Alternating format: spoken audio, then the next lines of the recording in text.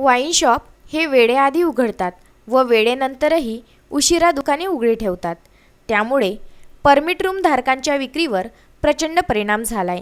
जिल्ह्यात परमिट रूममध्ये काम करणाऱ्यांची संख्या 10,000वर आहे। बेकायदा मद्य विक्री व मद्य सेवनावर कडक कारवाईची मागणी असोसिएशनने पोलीस आयुक्त व उत्पादन शुल्क अधीक्षकांना केली आहे। याविषयीची माहिती पत्रकार परिषदेत देण्यात आली की हे शहरामध्ये या 1-1.5 वर्षामध्ये अनधिकृत मद्य व्यवसाय हा प्रचंड प्रमाणावर वाढलेला आहे आणि ढाबे, अंडा गाड्या, चायनीज गाड्या ह्या ज्या रस्त्याच्या कडेला लागलेल्या आहेत आणि त्याची संख्या जर तुम्ही पाहिली असेल तर ती जवळपास 400-500च्या घरात गेलेली आहे।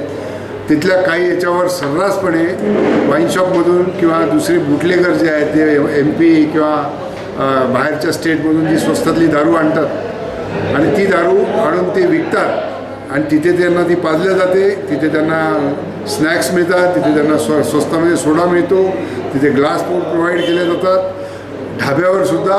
आणि आम्ही जे व्यावसायिक आहोत जे कायद्याचं पालन करून आम्ही 5 लाख रुपये फी भरतो वर्षाची आणि आमचा बाकीचा ऑपरेटिव्ह खर्च, पगार, मेंटेनन्स किंवा इलेक्ट्रिसिटी बिल, वॅट हे सर्व पाहिलं तर आम्हाला आमचा धंदा परवडत नाही। म्हणून आम्ही जे काही मार्जिन लावतो ते लोक अवॉइड करायसाठी ते बिलकुल अशा ठिकाणी जाऊन अनधिकृत आणि एखाद्या दिवशी जर विषारी दारू बाहेरून आले आणि प्यायले तर याला सर्वस्वी प्रशासन जबाबदार राहणार आहे, आम्ही नाही।